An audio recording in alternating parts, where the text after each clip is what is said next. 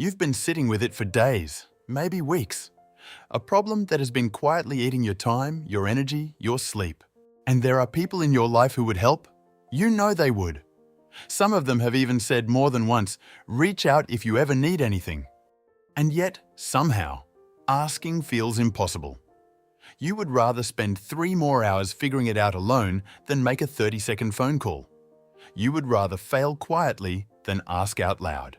So you research it yourself. You retry what didn't work. You push harder, stay later, skip rest.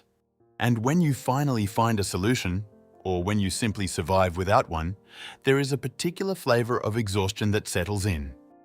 Not just the tiredness of effort, but something deeper. The loneliness of having been inside a struggle that no one else was allowed to enter. You managed. You always manage. But no one actually knows how much it costs. The people around you often describe you as capable, reliable, self-sufficient. They say it admiringly. They never see the other side of it. The way you lie awake running through problems you could have shared hours ago. The way you feel a flash of something close to resentment toward people who ask for help easily, casually, as if it were the most natural thing in the world. Because for you, it doesn't feel natural at all. It feels like surrender. The strange thing is that you don't have trouble helping others. If anything, you overgive. When someone in your life struggles, you show up immediately, completely, without waiting to be asked twice. You can see what others need with startling clarity. You give your time, your energy, your attention generously. But when the direction reverses, when the need is yours and the help would have to come toward you, something seizes. Something goes quiet. Some old voice in the back of your mind says, you should be able to handle this yourself. If this is familiar, I want you to know before we go any further, this isn't strength. It isn't weakness either. It is a survival strategy. It is something your nervous system learned long before you could articulate it.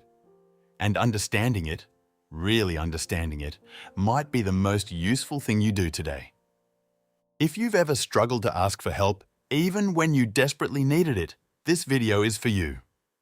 We're going to explore what psychology says about hyper-independence, why some people would rather exhaust themselves alone than let someone see them need anything. Comment below. Is it easy or hard for you to ask for help? I want to know how many people relate to this. And if you want to keep exploring the psychology behind behaviors that almost no one understands, subscribe to the channel. The psychological term most relevant here is hyperindependence, and it is crucial to understand that hyperindependence is not a personality type. It is a trauma response. The word trauma can feel heavy, and many people immediately deflect from it. My childhood wasn't that bad, others had it worse.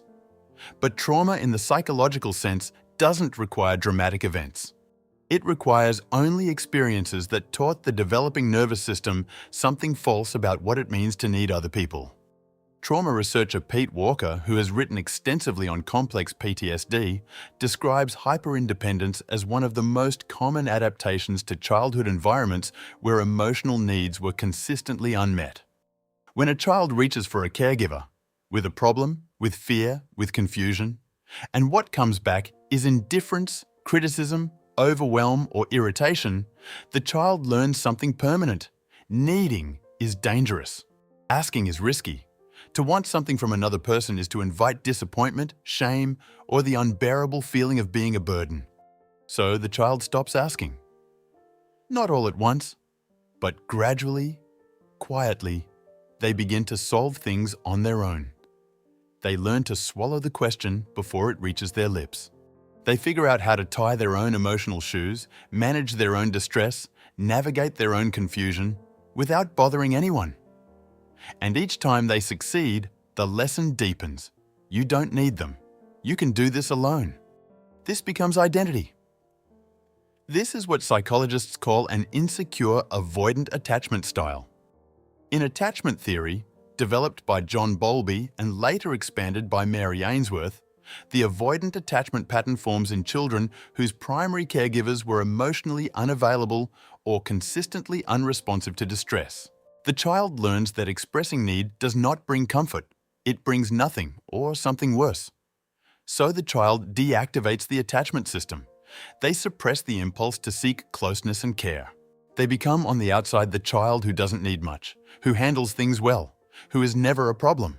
But the avoidant child still needs. They simply learn to hide it, first from their caregivers and eventually from themselves. In adulthood, this pattern doesn't disappear. It becomes the architecture of how you move through relationships, work, and crisis. It shows up as the inability to delegate at work even when you're drowning. It shows up as handling medical situations alone rather than letting a partner come with you to the appointment. It shows up as telling your closest friend, "I'm fine," for the 40th time while privately falling apart. Not because you are lying, but because asking feels structurally impossible. Your nervous system has been running the same program for decades. Handle it internally. Keep the need invisible. Don't impose. There is another layer here that many people don't examine: the fear of being a burden. This fear is specific and deeply uncomfortable. It is not just the fear of being told no, though that is part of it. It is the fear that your need will be too much, that you will exhaust the person you ask, that they will help you but resent it, that afterward, things will be different between you, that they will see you as high maintenance, as difficult, as someone who requires too much. The math in your head goes something like this: my need is large, their capacity is limited, and if I use up their capacity, I lose the relationship. So, better to need nothing. This fear didn't come from nowhere. Many people who struggle to ask for help grew up with caregivers whose emotional bandwidth was genuinely limited. Parents dealing with their own depression, addiction, chronic stress, or emotional immaturity. The child could see, even without being told explicitly, that their caregiver was already at capacity. Asking felt like adding to a weight that was already too heavy.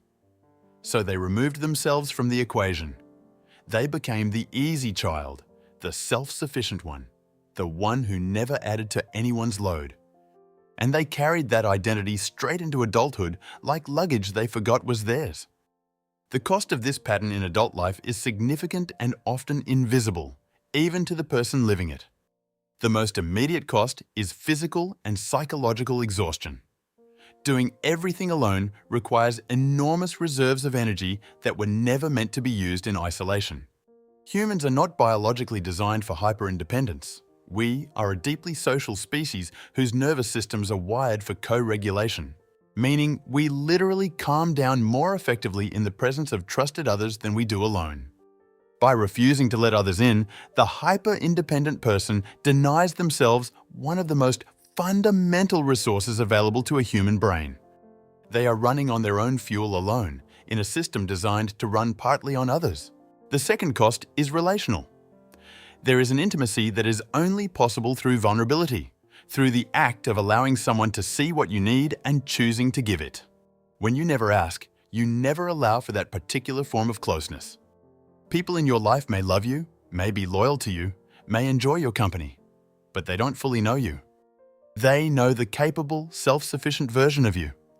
They don't know the part that is tired, uncertain, in over its head. And that means they don't fully know you at all. Hyper-independence over time produces a particular kind of loneliness. The loneliness of being surrounded by people who would help you if you let them and never letting them. Step 1. Make the ask smaller than it needs to be. Many people who struggle with asking don't start with the real request. They don't start at all. The practice is not to suddenly become comfortable with large, vulnerable asks overnight. It is to practice asking for small things, consistently, until the act of asking becomes familiar enough not to trigger the full alarm system. Ask a colleague to proofread something. Ask a friend to recommend a restaurant. Ask for help carrying something heavy. These micro-asks are not trivial. They are neurological rehearsal. Psychologists who study behavioral activation know that doing a behavior, even imperfectly and uncomfortably, is what changes the belief that generates the discomfort. You don't get comfortable asking by deciding to be comfortable. You get comfortable asking by asking. Step 2. Challenge the burden narrative directly. The next time you catch yourself thinking, I don't want to bother them or they're too busy, stop and apply what cognitive behavioral therapists call cognitive restructuring. Ask, what actual evidence do I have for this? What would I do if someone I cared about asked me for this same help? Would I feel burdened or would I feel trusted? The gap between how you imagine being received and how you would actually receive someone else is almost always enormous. Most people feel honored to be asked for help by someone they care about. Your nervous system is applying a historical rule to a present situation that doesn't necessarily warrant it. Step 3. Name the pattern when it's happening. When you feel the seize, that closing off that happens when you sense you might need to ask for something, develop the practice of naming it to yourself. I notice I'm going into hyper-independence. I notice the impulse to handle this alone. I notice I'm afraid of being a burden. This is called metacognitive awareness. And research by psychologist Zindel Segal has shown that the act of observing a thought or impulse from a slight distance, noting it without obeying it, creates a moment of choice where there was previously only reaction. You don't have to ask in that moment. You just have to not automatically refuse to.